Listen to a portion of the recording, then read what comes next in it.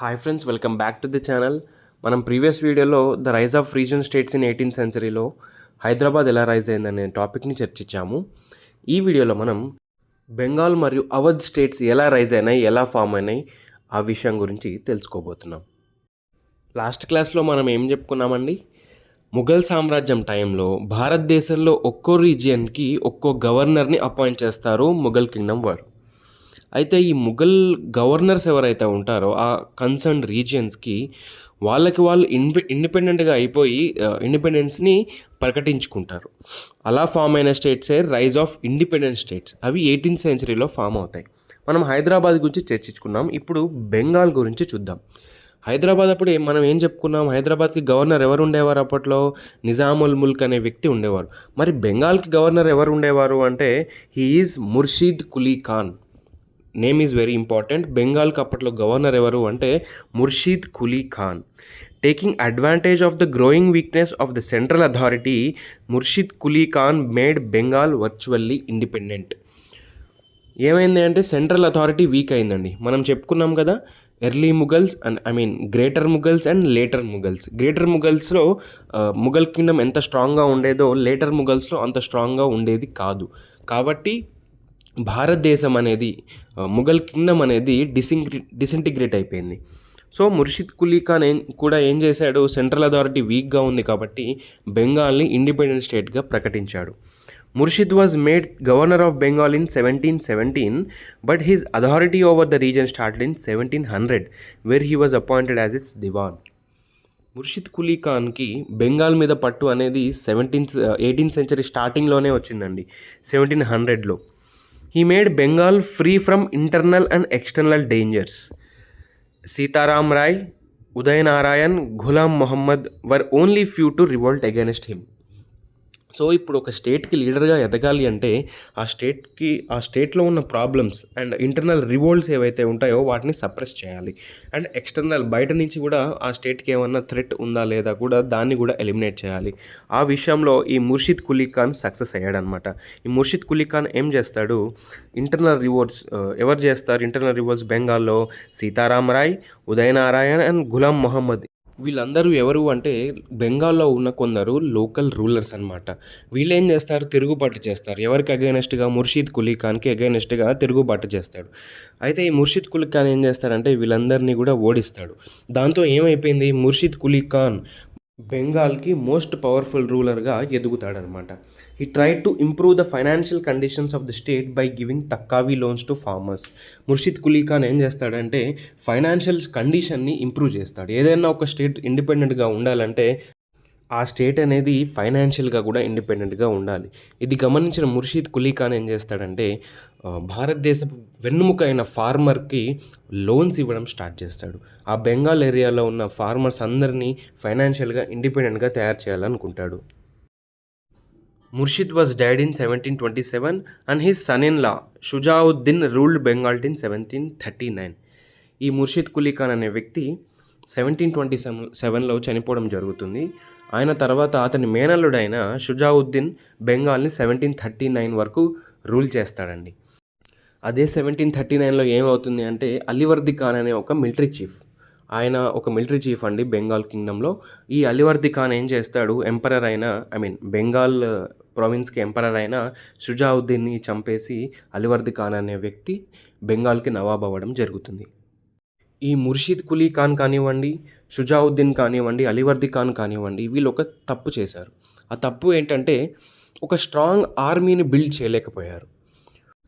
18th సెంచరీలో ఇండియాకి potential threat అయిన east India company అనేది చాలా వేగంగా ఎక్స్పాండ్ అవుతోంది. బెంగాల్ను కూడా వీళ్ళు చాలా ఇంపార్టెంట్ ట్రేడ్ సెంటర్స్ని నిర్మించుకున్నారు. అలా ఫారిన్ నేషన్స్ వాళ్ళు తమ ఓన్ రీజియన్లోకి వచ్చి ఇలా స్ప్రెడ్ అవ్వడం చూసి కూడా వీళ్ళు స్ట్రాంగ్ ఆర్మీని బిల్డ్ చేయలేకపోయారు, స్ట్రాంగ్ నేవీని బిల్డ్ చేయలేకపోయారు. వీళ్ళు ఏం చేశారంటే ఇంగ్లీష్ వారిని కొంచెం అండర్ ఎస్టిమేట్ చేశారు. వీళ్ళేదో చిన్న ట్రేడింగ్ కంపెనీనే కదా, వీళ్ళు మనని ఏం చేస్తారు, మన కింగ్డమ్ ఏం చేస్తారు అని వీళ్ళని అండర్ ఎస్టిమేట్ చేసి ఒక స్ట్రాంగ్ ఆర్మీని క్రియేట్ చేసుకోవడంలో ఫెయిల్ అయ్యారు. సో అది ఎక్కడికి దారి తీసిందంటే eventually led to battle of Plassey అండి. ఇంగ్లీష్ వారు ఏం చేస్తారు? బెంగాల్లో చాలా స్ట్రాంగ్ ఫుట్ హోల్స్ని తయారు చేసుకుని వాళ్ళు అక్కడ ఫోర్ట్స్ కట్టుకుని ఒక మిలిటరీ బేసెస్ని కట్టుకుని వాళ్ళు ఏం చేస్తారంటే ఏకంగా బెంగాల్ని ఆక్రమించడానికి బ్యాటిల్ ఆఫ్ ప్లాసీ దాకా దారితీస్తుంది అది. సో అది వచ్చే క్లాసెస్లో బ్యాటిల్ ఆఫ్ ప్లాసీ గురించి మనం చూద్దాము. మనకి ఇక్కడ ఇమేజ్లో ఉన్న వ్యక్తి ఎవరు అంటే ముర్షిద్ కులీ ఖాన్ అండి. The first most powerful ruler of independent Bengal Murshid Quli Khan, అతని ఇమేజ్ ఇక్కడ పెట్టాను. నెక్స్ట్ అదే 18th సెంచరీలో మరొక ఇంపార్టెంట్ ప్రిన్స్లీ స్టేట్ అనేది ఎమర్జ్ అవుతుందండి in the heart of the India. అదే రైజ్ ఆఫ్ అవధ్. బెంగాల్కి ముర్షిద్ కులీ ఖాన్ ఎలా అయితే గవర్నర్గా పనిచేసి బెంగాల్ని ఇండిపెండెంట్ చేసుకున్నాడో, అవధ్ని కూడా ఒక వ్యక్తి ఇండిపెండెంట్ చేస్తాడండి. ఆ వ్యక్తి ఎవరు అంటే Sadat Khan Burhan ul Mulk. Name is very important. Bengal అన్నప్పుడు మీకు ముర్షిద్ కులీ ఖాన్ గుర్తు రావాలి, అవధ్ అన్నప్పుడు మీకు సాదత్ ఖాన్ గుర్తు రావాలి. ఇతని ఒరిజినల్ నేమ్ వచ్చేసి సాదత్ ఖాన్ అండి. ఇతని బిరుదు ఏంటంటే Burhan ul Mulk. Who was appointed as the governor of Awadh in 1722.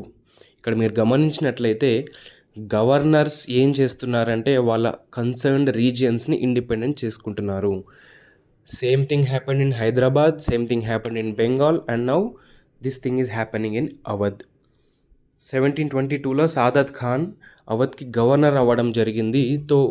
So అతను అవధ్లో మంచి పట్టు సాధించడం కానీ ఒక గ్రేట్ రూలర్గా ఎదిగాడనమాట. He was very bold, energetic and intelligent. At the time of his appointment many zamindars refused to pay the land tax, organized their own army and erected forts. For years Saadat Khan had to wage war upon them. ఇతను గవర్నర్గా అవధ్కి appoint అయిన టైంలో అవధ్ యొక్క financial conditions చాలా వీక్గా ఉండేవండి. Zamindars అనేవారు క్రౌన్కి, Mughal క్రౌన్కి taxes కట్టేవారు కాదు, ట్యాక్సెస్ని అవాయిడ్ చేసేవారు.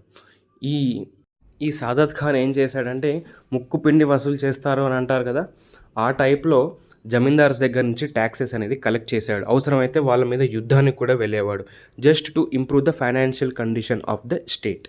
He improved peasants' situation by levying equitable land revenue and protecting them from the oppression of zamindars.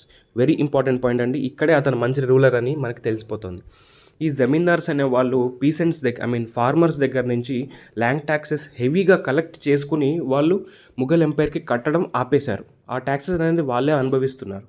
So ఇతను ఏం చేశాడంటే ఆ ట్యాక్సెస్ని ఫార్మర్స్ దగ్గర నుంచి ఏదైతే ట్యాక్సెస్ తీసుకుంటున్నారో జమీందారులు, ఆ ట్యాక్సెస్ని ఖచ్చితంగా కలెక్ట్ చేసేవాడు.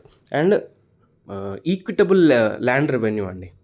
ఇప్పుడు ఏంటంటే ప్రతి ఒక్క ఫార్మర్ తనకు దగ్గర ఉన్న ల్యాండ్ ప్రకారం మాత్రమే ల్యాండ్ ట్యాక్స్ని కట్టాలి. సో అందరికీ ఈక్వల్ ట్యాక్స్ పడేలా చూశాడనమాట.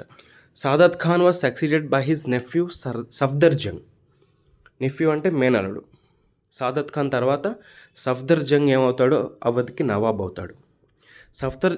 Suppressed rebellious zamindars and made alliance with Marathas. Very important point అండి. అవధ్ ఇండిపెండెంట్ కింగ్డమ్లో మరాఠాస్తో అలయన్స్ పెట్టుకున్న నవాబ్ ఎవరు అంటే your answer should be Safdar Jang. Peshwas went to Delhi to fight against Ahmad Shah Abdali to help Mughals on his request. Very important point అండి.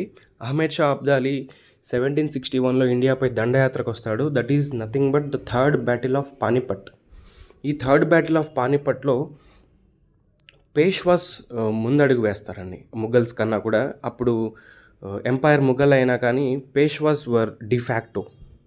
సో వీళ్ళు ఏం చేస్తారు, on the request of this Safdar Jung request మీదనే మరాఠాస్ అనేవాళ్ళు అహ్మద్ షా అబ్దాలీతో యుద్ధం చేయడానికి ముందుకు వస్తారు.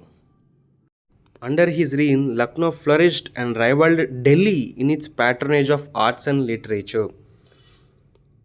లక్నో అనే సిటీని ఈ సఫ్దర్ జంగ్ అనే వ్యక్తి చాలా డెవలప్ చేస్తాడండి. ఎంత డెవలప్ చేస్తాడంటే ఆ రోజుల్లో ఢిల్లీతో కాంపీట్ చేసింది లక్నో అనే city in its patronage of arts and literature. చాలామంది సూఫీ సెయింట్స్ కానివ్వండి, హిందుస్థానీ క్లాసికల్ ఆర్టిస్టులు కానివ్వండి, ఈయన టైంలో ఫ్లరిష్ అయ్యారు. It's a golden period for them. So this is the end of the topic అండి. ఈ వీడియోలో మనం ఏం చేసామంటే బెంగాల్ ఎలా రైజ్ అయింది, అవధ్ ఎలా రైజ్ అయింది, వాళ్ళ ఇండిపెండెన్స్ని ఎలా ప్రకటించుకున్నారు, వాళ్ళ గవర్నర్స్ ఎవరు, వాళ్ళు ఏం చేశారు, వాళ్ళ సిస్టమ్ ఎలా ఉండేది, రెవెన్యూ సిస్టమ్. సో వాళ్ళు ఏమైనా వార్స్ చేశారా, ఎవరితో అలయన్స్ పెట్టుకున్నారా, సో ఇవన్నీ చర్చించాము. ఇందులో ఉన్న స్టాటిక్ పార్ట్ని మీరు ఖచ్చితంగా నోట్ చేసుకోండి, ఎందుకంటే గ్రూప్ 3, గ్రూప్ 2 ఎగ్జామ్స్లో డైరెక్ట్ క్వశ్చన్స్ వచ్చే అవకాశం ఎక్కువ ఉంది. ఇంకొన్ని రీజియన్ స్టేట్స్ ఉన్నాయండి, లైక్ మైసూర్ అండ్ పంజాబ్. వాటి గురించి నెక్స్ట్ వీడియోలో చర్చించుకుందాం.